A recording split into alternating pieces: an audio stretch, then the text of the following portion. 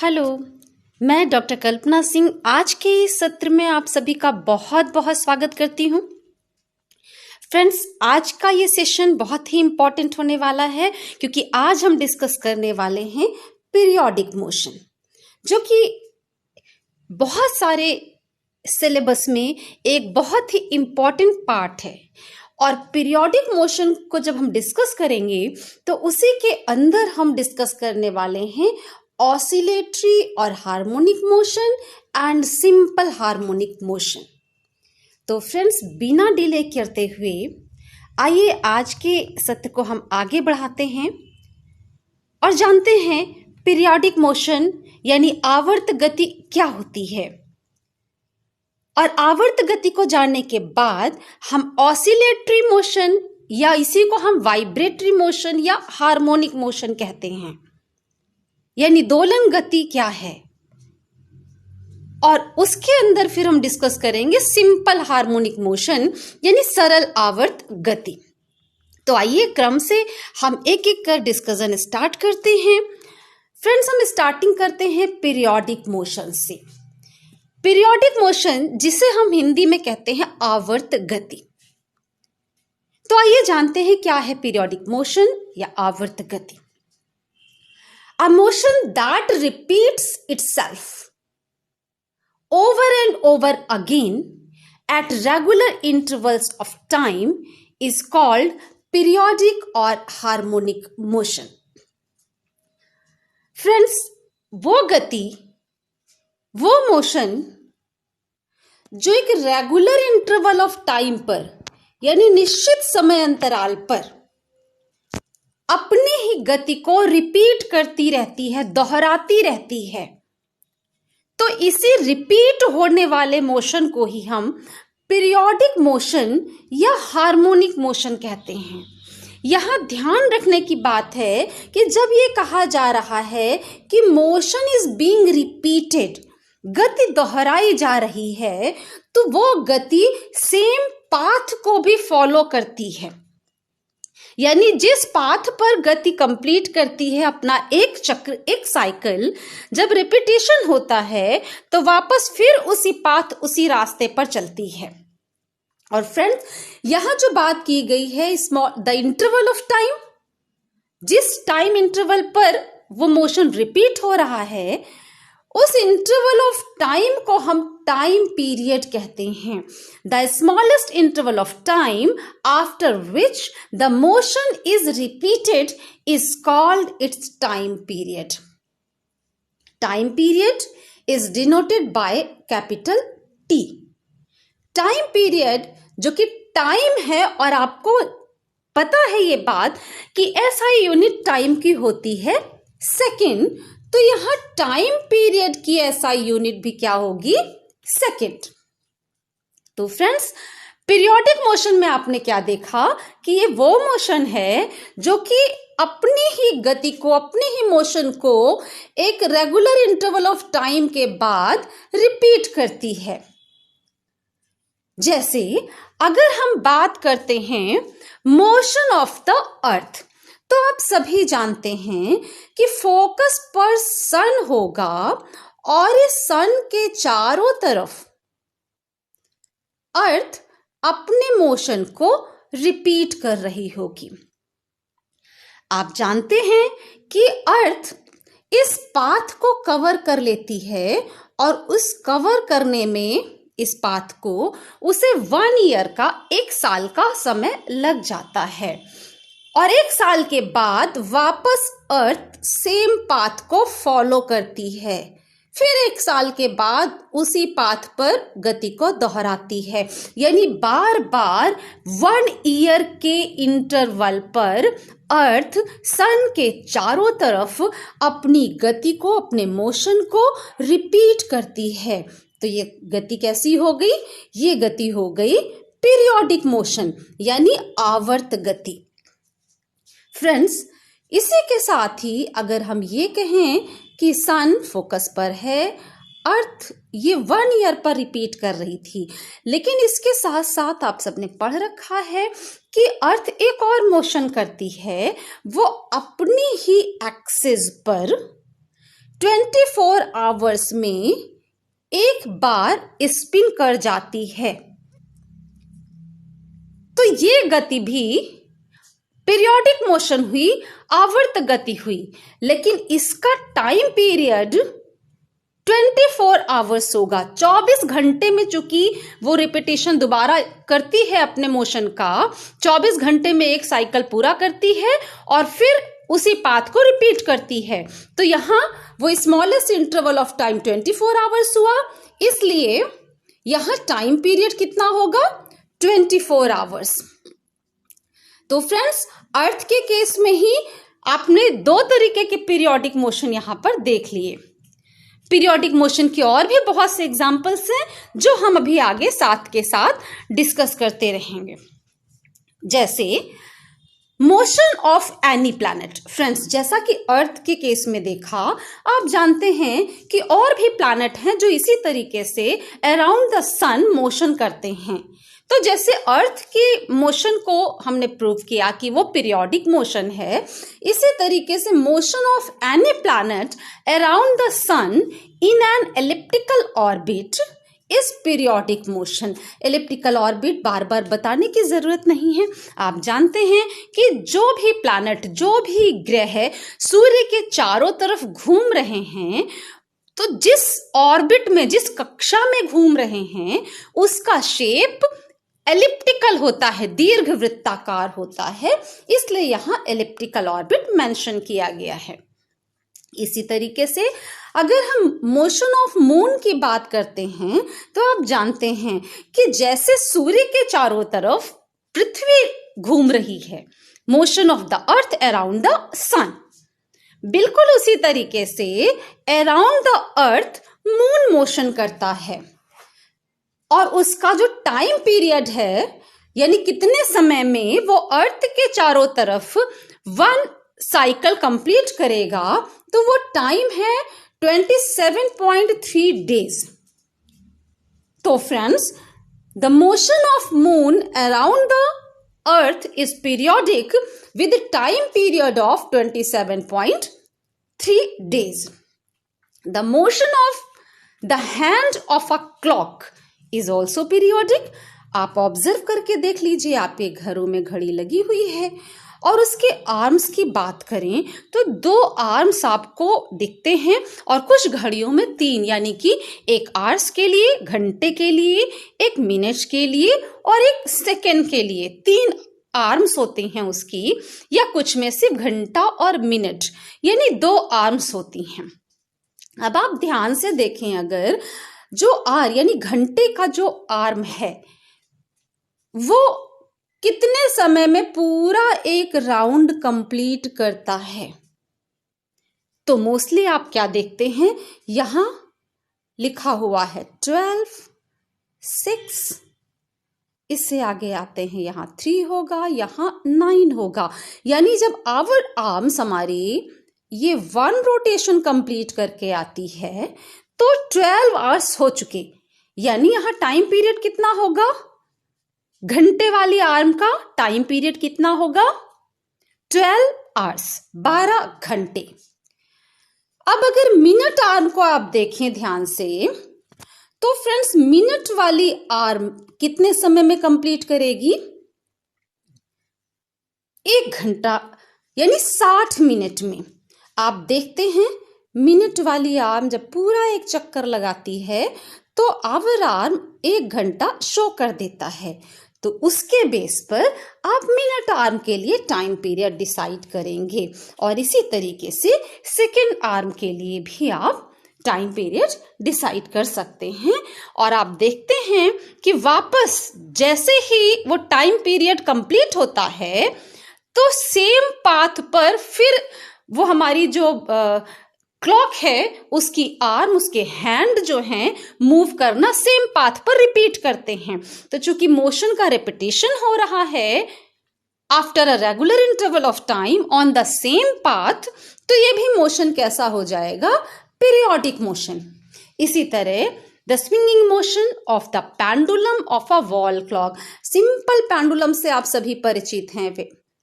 आप जानते हैं, इसको थोड़ा सा डिस्प्लेस करके हम छोड़ दें तो जैसे ही आप छोड़ते हैं वापस ये लौटता है, फिर आगे जाएगा, फिर वापस आता है। इस तरीके से ये अपने मोशन को रिपीट करता रहता है और सेम पाथ पर मोशन को रिपीट कर रहा है। दैट मीन्स जो सिंपल पेंडुलम है उसका मोशन कैसा होगा? पीरियोडिक मोशन होगा। इसी तरीके से the oscillation of a mass suspended from a spring, एक स्प्रिंग आप लेते हैं, उसके सबसे नीचे आप एक मास लटका देते हैं, एक द्रव्यमान, एक भारी ऑब्जेक्ट लटका देते हैं और इसको आप थोड़ा सा नीचे खींचें और फिर छोड़ दें तो आप देखते हैं कि ये spring up down up down up down ऐसा ऑसिलेट करने लगती है। तो यहां भी क्या हो रहा है? रिपीटेशन हो रहा है मोशन का after a regular interval of time on a given path. तो ये मोशन भी कैसा मोशन हो जाएगा? Periodic motion. तो फ्रेंड्स, यहां आपने पीरियोडिक मोशन के काफी सारे एग्जाम्पल देखे हैं।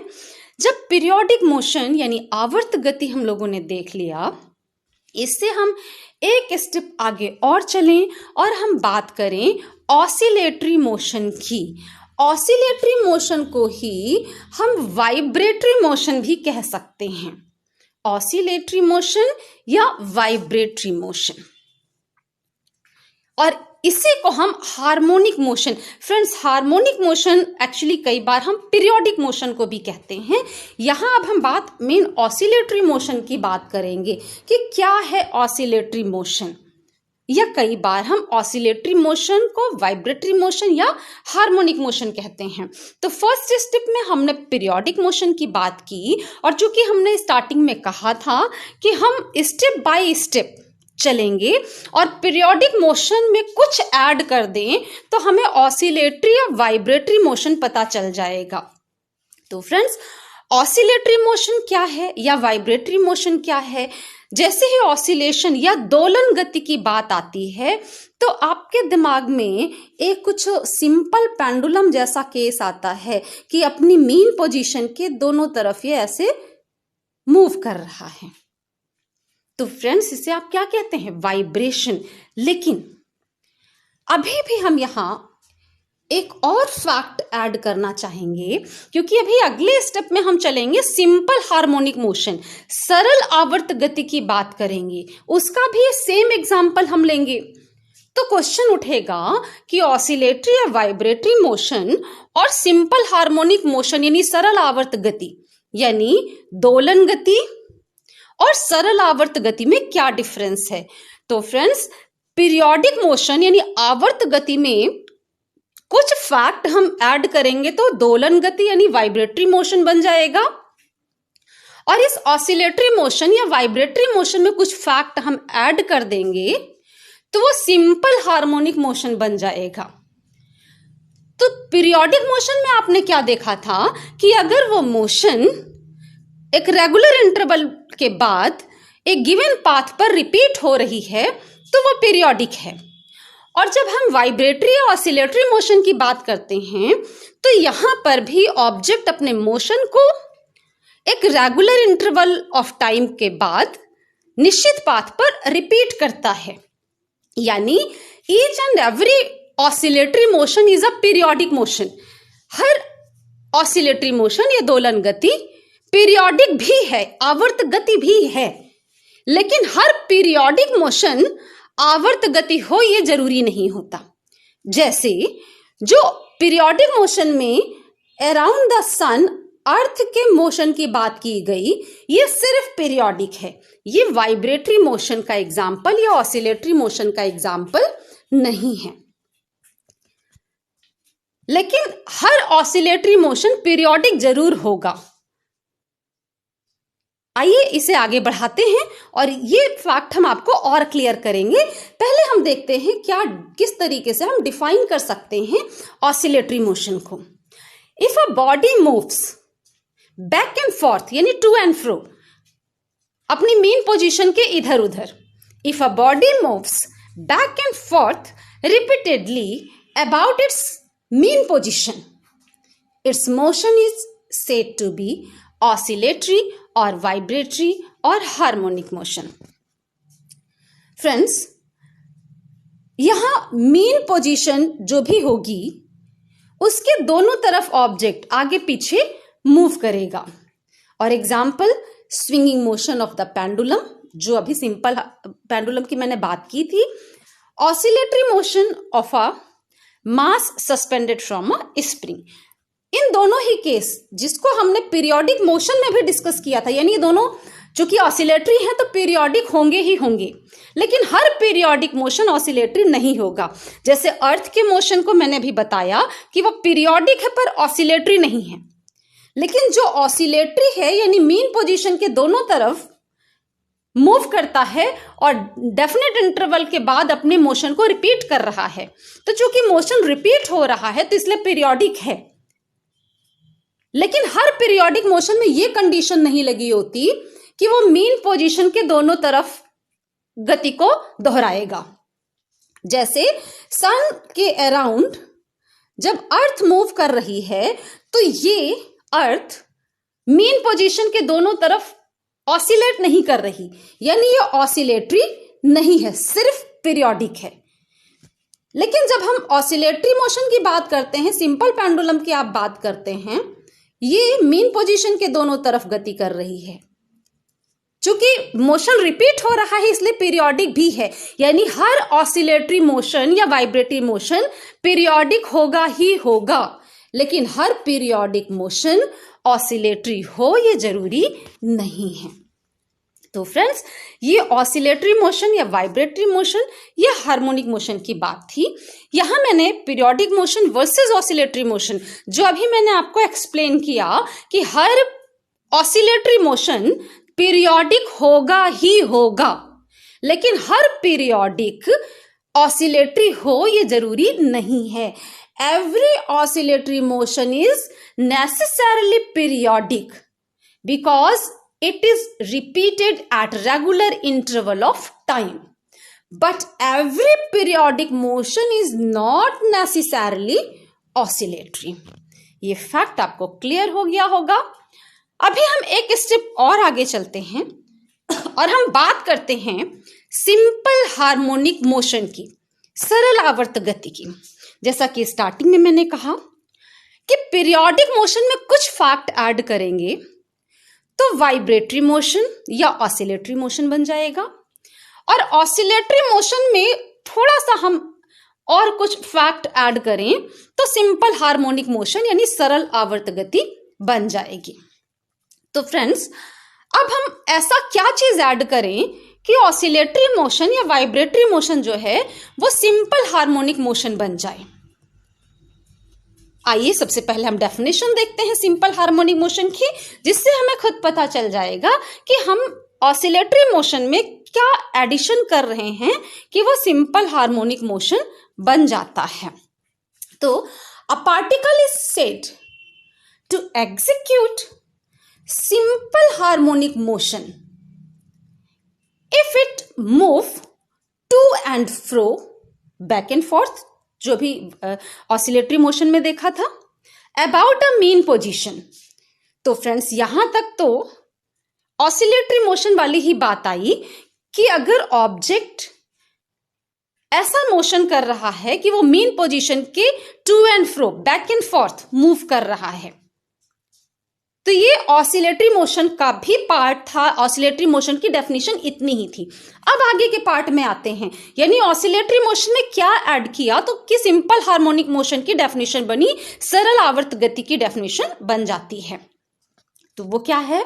यहां तक तो सेम था, to and fro about a mean position under the action of a restoring force, जिसे हिंदी में प्रत्यानयन बल कहते हैं। Under the action of a restoring force which is directly proportional to its displacement from the mean position and is always directed towards the mean position. Means जो oscillatory motion की definition थी कि पार्टिकल अपने motion को repeat कैसे करता है, वो पार्टिकल मीन पोजीशन के to and fro, back and forth इधर उधर गति करता है और उसी पाथ पे अपनी गति को रिपीट कर रहा है। तो चूंकि रिपीट हो रही है मोशन, इसलिए ये पीरियोडिक भी है। मीन पोजीशन के इधर उधर मोशन हो रहा है, इसलिए ये ऑसिलेटरी हो गया। अब अगर ऑसिलेटरी मोशन कुछ ऐसे टाइप का है कि जब वो मोशन करता है, सिंपल पेंडुलम का ही हम एग्जांपल लेते हैं, जब वो मोशन करता है, आपने इसको डिस्प्लेस किया मीन पोजीशन से और छोड़ दिया। जैसे ही आप इसे छोड़ते हैं, ये वापस मीन पोजीशन की तरफ लौटने लगता है। तो ऑब्जेक्ट किसी डायरेक्शन में जा रहा है, तो इसका मतलब क्या, उस डायरेक्शन में ऑब्जेक्ट पर कोई फोर्स लगा होगा तभी जाएगा। तो यहां आपने क्या देखा कि जब हम ऑब्जेक्ट को यहां तक खींच करके और छोड़ देते हैं, रिलीज करते हैं, तो ये वापस मीन पोजीशन की तरफ चला। तो आप यहां खुद अंदाजा लगा सकते हैं कि ऑब्जेक्ट पर एक फोर्स लगा, जिसे हम यहां नाम रेस्टोरिंग फोर्स या हिंदी में प्रत्यानयन बल दे रहे हैं। यही वो फोर्स है। रेस्टोरिंग या प्रत्यानयन क्यों, अभी मैं आपको बताऊंगी। यहां देखिए एक फोर्स लगा, और वो फोर्स कैसा, which is directly proportional to its displacement, यानी ऑब्जेक्ट का जो मीन पोजीशन से डिस्प्लेसमेंट है, कितना डिस्टेंस तक हमने इसको मीन पोजीशन से खींचा।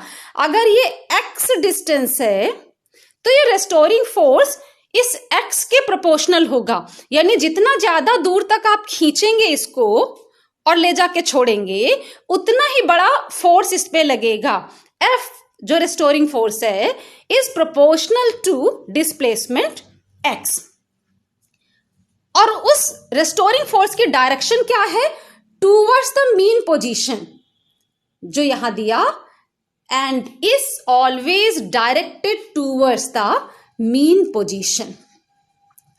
तो फ्रेंड्स, इस तरीके का मोशन क्या कहा जाएगा, सिंपल हार्मोनिक मोशन। यहां एक फैक्ट तो आपको क्लियर हो गया होगा कि जो हम लोग ऑसिलेटरी मोशन की बात कर रहे थे, ऑसिलेटरी मोशन में मीन पोजीशन के इधर उधर हमारा ऑब्जेक्ट अपने मोशन को रिपीट कर रहा है, और जब वो रिपीट करता है मोशन को, उस केस में उस ऑब्जेक्ट पर एक रेस्टोरिंग फोर्स यानी प्रत्यानयन बल लगता है, और ये रेस्टोरिंग फोर्स किससे प्रोपोर्शनल है, proportional to the its displacement from the mean position, यानी ऑब्जेक्ट के मीन पोजीशन से उसके डिस्प्लेसमेंट के प्रोपोर्शनल है। डिस्प्लेसमेंट जितना ज्यादा, रेस्टोरिंग फोर्स उतना ही ज्यादा। और इस रेस्टोरिंग फोर्स या प्रत्यानयन बल की डायरेक्शन क्या होगी, डायरेक्शन होगी टूवर्ड्स द मीन पोजीशन, यानी उसकी जो साम्य अवस्था है, जो माध्य अवस्था है, उस ओर डायरेक्टेड है। अगर ये सारी प्रॉपर्टी मिल जाती हैं, तो वो मोशन हो जाएगा simple harmonic motion.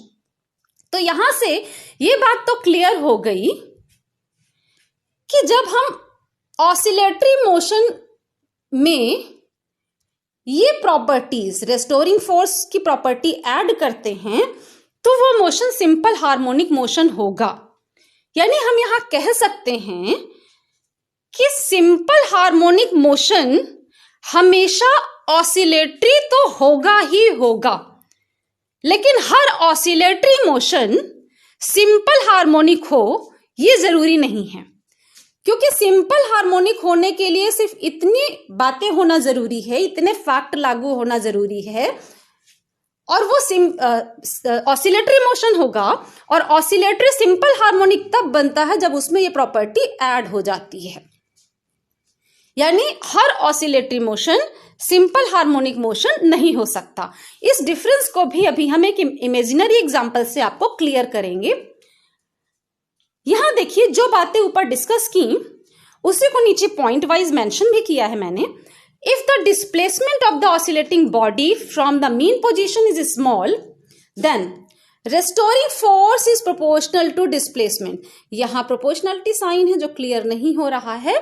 Restoring force is proportional to displacement. Restoring force को F से और डिस्प्लेसमेंट को x से अगर रिप्रेजेंट करते हैं तो आप कह सकते हैं f is proportional to displacement. Friends, जब आप प्रोपोर्शनैलिटी साइन हटाते हैं और इक्वेलिटी लगाते हैं तो हम एक प्रोपोर्शनैलिटी कांस्टेंट इंट्रोड्यूस करते हैं, यानी F प्रोपोर्शनल टू x है, restoring force proportional to displacement है, तो उसे हम लिख सकते हैं F is equal to minus of kx। जहां ये k एक प्रोपोर्शनैलिटी कांस्टेंट है, ऑफ कोर्स यहां पर ये k एक पॉजिटिव कांस्टेंट है, यानी पॉजिटिव वैल्यू है k की, और इस कांस्टेंट को हम कहते हैं फोर्स कांस्टेंट या स्प्रिंग फैक्टर या स्प्रिंग कांस्टेंट। और इसे हम डिफाइन कैसे करेंगे? तो फ्रेंड्स, थोड़ी देर के लिए यहां देखिए हमने एक नेगेटिव साइन डाला है जिसे अभी हम एक्सप्लेन करेंगे। इस नेगेटिव साइन को हम इग्नोर कर दें क्योंकि उसको वो डायरेक्शन एक्सप्लेन करने के लिए यहां पर इंट्रोड्यूस किया गया है माइनस साइन। तो हम k को कैसे एक्सप्लेन कर सकते हैं, यानी जो पॉजिटिव कांस्टेंट, कई बार आपसे पूछा जाएगा व्हाट इज फोर्स कांस्टेंट, तो आप यहीं से एक्सप्लेन करेंगे उसे। आप लिख सकते हैं k is equal to, minus sign को इग्नोर करके, f अपॉन x। इस गिवन रिलेशन से आप ये फैक्ट लिख सकते हैं। तो जैसे ही आप ये बात लिखते हैं k is equal to f upon x, तो आपको k की कौन सी डेफिनेशन मिली? Restoring force produced per unit displacement.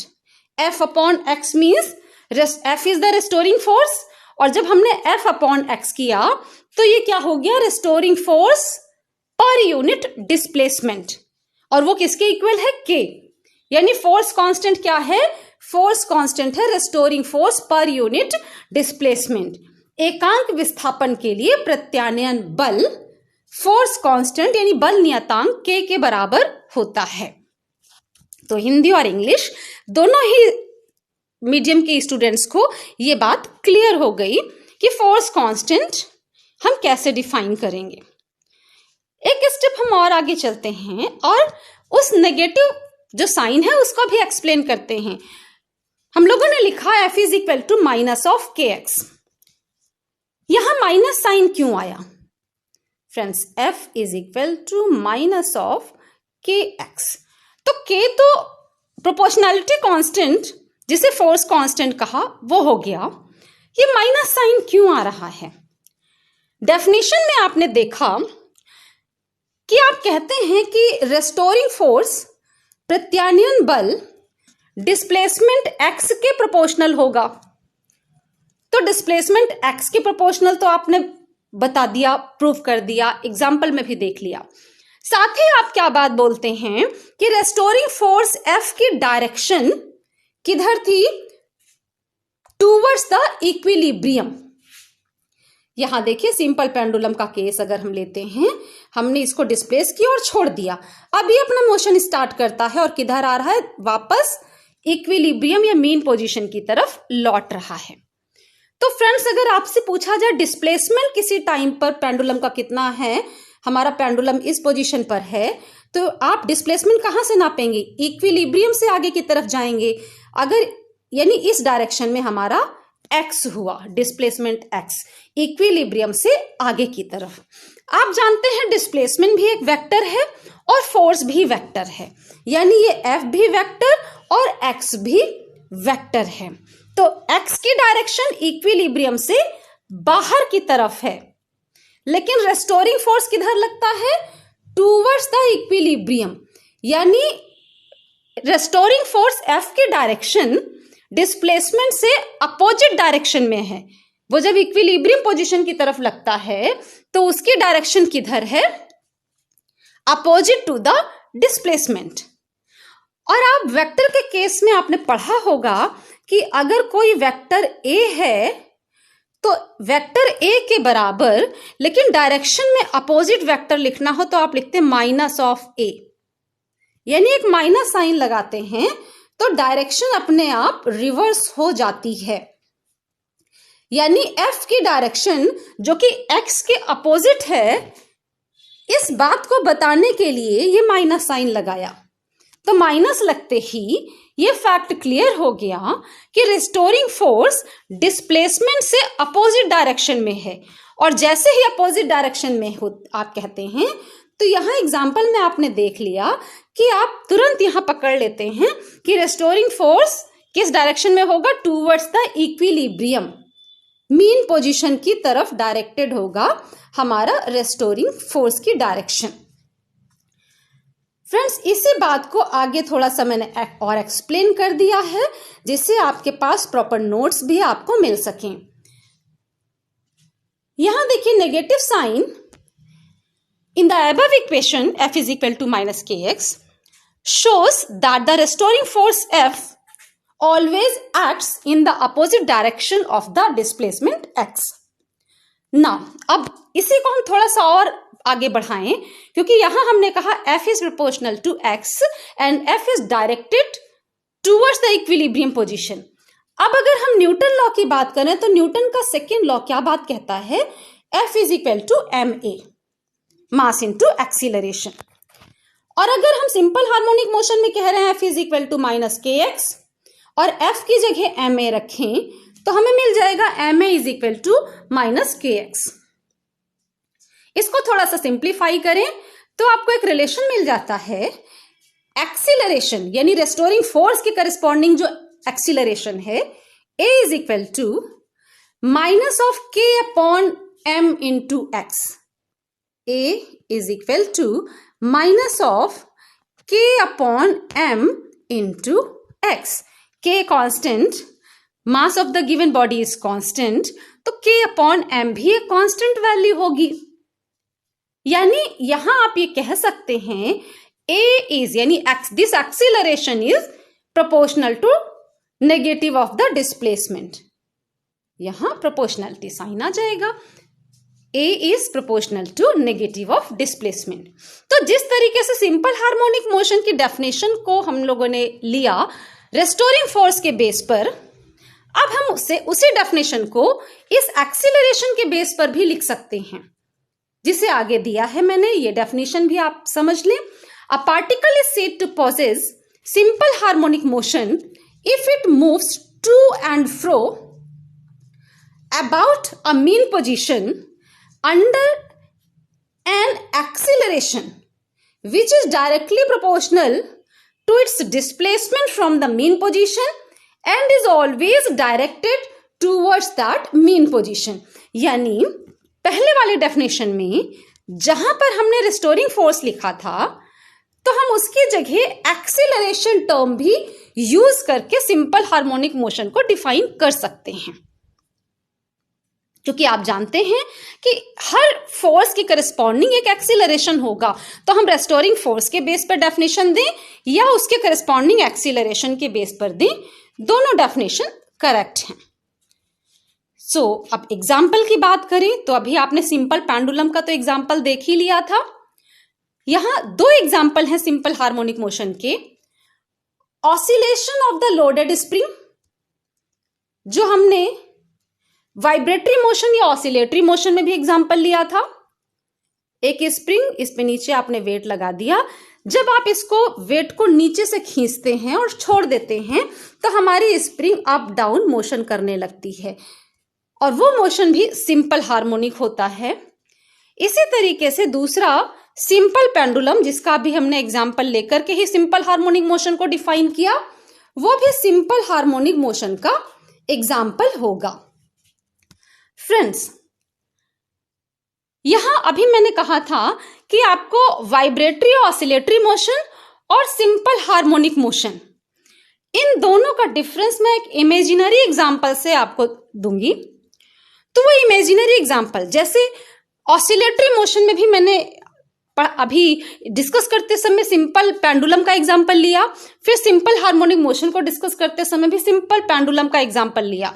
लेकिन मैंने ये कहा कि हर ऑसिलेटरी या वाइब्रेटरी मोशन सिंपल हार्मोनिक हो ये जरूरी नहीं है, लेकिन हर सिंपल हार्मोनिक मोशन ऑसिलेटरी जरूर होगा। और डेफिनेशन के बेस पर आपने इसको देख भी लिया। आइए एक इमेजिनरी एग्जांपल लेकर के हम आपको यहां बताने की कोशिश करते हैं। मान लीजिए एक ऑब्जेक्ट है जो अपनी मीन पोजीशन के दोनों तरफ वाइब्रेट करता है। लेकिन वाइब्रेशन आपने टेक्निकली कुछ ऐसा सेट किया है कि जब वो एक साइड जाता है तो कुछ ऐसे मोशन करता है, फिर दूसरी साइड ऐसे, और वापस फिर अपने मोशन को ऐसे ही रिपीट करेगा वो, और फिर से रिपीट करेगा और बार बार रिपीट करेगा। तो यहां आप देखिए इक्विलिब्रियम पोजीशन के दोनों साइड यहां साम्यता नहीं है, एक रूपता नहीं है, सिमिलैरिटी नहीं है। लेकिन फिर भी वो डेफिनेशन के जो पॉइंट्स हैं, यानी अपने मोशन को एक निश्चित टाइम इंटरवल पर निश्चित पथ पर रिपीट करेगा तो रिपीट कर रहा है, मीन पोजीशन के इधर उधर मोशन करेगा वो भी कर रहा है। तो ये एग्जाम्पल ऑसिलेटरी मोशन का तो है, वाइब्रेटरी मोशन का तो है, लेकिन ये सिंपल हार्मोनिक नहीं है, क्योंकि इस तरीके के मोशन में जो रेस्टोरिंग फोर्स लगना है टूवर्ड्स द मीन पोजीशन वो डिस्प्लेसमेंट से प्रोपोर्शनल नहीं है। इसलिए ये इमेजिनरी एग्जाम्पल जो लिया ये सिंपल हार्मोनिक मोशन नहीं है। लेकिन जो हम सिंपल पेंडुलम का एग्जाम्पल लेते हैं तो simple pendulum simple harmonic motion है, और चूंकि सिंपल पेंडुलम का मोशन सिंपल हार्मोनिक है तो वो ऑसिलेटरी भी जरूर होगा। तो फ्रेंड्स, आपको यहां ऑसिलेटरी मोशन या वाइब्रेटरी मोशन और सिंपल हार्मोनिक मोशन का डिफरेंस भी क्लियर हो गया होगा। सिंपल हार्मोनिक मोशन जिसमें काफी सारे पॉइंट्स हमने आपने डिस्कस किए और एक के बाद एक देखा कि पीरियोडिक मोशन से वाइब्रेटरी या ऑसिलेटरी मोशन और ऑसिलेटरी मोशन से फिर सिंपल हार्मोनिक मोशन पर हम आ जाते हैं। तो फ्रेंड्स, यहां आपने पीरियोडिक मोशन स्टडी कर लिया, समझ लिया, ऑसिलेटरी या वाइब्रेटरी मोशन समझ लिया, और उसके बेस पर फिर हमने सिंपल हार्मोनिक मोशन भी समझ लिया। अब सिंपल हार्मोनिक मोशन पे बेस्ड भी बहुत सारे क्वेश्चंस आपसे किए जाते हैं जिन्हें हम आगे के वीडियोस में आपके साथ डिस्कस करने वाले हैं। यहां जो हम लोगों ने सिंपल हार्मोनिक मोशन को डिस्कस किया है उसी से रिलेटेड कुछ इंपॉर्टेंट फीचर्स हैं, क्योंकि ये अलग से क्वेश्चन कई बार पूछ लिया जाता है कि इंपॉर्टेंट फीचर्स बताइए सिंपल हार्मोनिक मोशन के। तो ये बिल्कुल वही है जो हम लोगों ने डेफिनेशन में लिया और उसके साथ साथ कुछ एडिशनल डिस्कशन किया, वहीं से निकल करके आ रहे हैं। Motion of the particle is periodic, यानी जो सिंपल हार्मोनिक मोशन में है वो पीरियोडिक तो होगा ही होगा। It is oscillatory motion, of course simple harmonic oscillatory भी होगा। और किस टाइप का है, किस टाइप का ऑसिलेटरी है? It is oscillatory motion of simplest kind in which the particle oscillates back and forth about its mean position with constant amplitude and fixed frequency. Restoring force acting on the particle is proportional to its displacement from the mean position. Definition में discuss किया हमने अपने point भी। The force acting on the particle always opposes the increase in its displacement. The force acting on the particle, restoring force की बात हो रही है, always opposes the increase in its displacement. क्यों? क्योंकि रेस्टोरिंग फोर्स की direction displacement से opposite है, यानी फोर्स जो है डिस्प्लेसमेंट के अपोजिट डायरेक्शन में जब लगेगा तो वो क्या कर रहा है, वो डिस्प्लेसमेंट को अपोज कर रहा है। Simple harmonic motion can always be expressed in terms of a single harmonic function और sine, single harmonic function of sine और कोसाइन। जो साइन और कॉज के टर्म्स में फंक्शन है हार्मोनिक फंक्शन, उसके फॉर्म में हम सिंपल हार्मोनिक मोशन को रिप्रेजेंट कर सकते हैं, और इस फैक्ट को हम आगे के वीडियो में लेकर के चलने वाले हैं। तो फ्रेंड्स, आज के वीडियो में इतना ही। अगर ये वीडियोस आपके लिए हेल्पफुल हैं तो फ्रेंड्स वीडियो को लाइक करना और चैनल को सब्सक्राइब करना बिल्कुल भी मत भूलें। तब तक के लिए थैंक यू।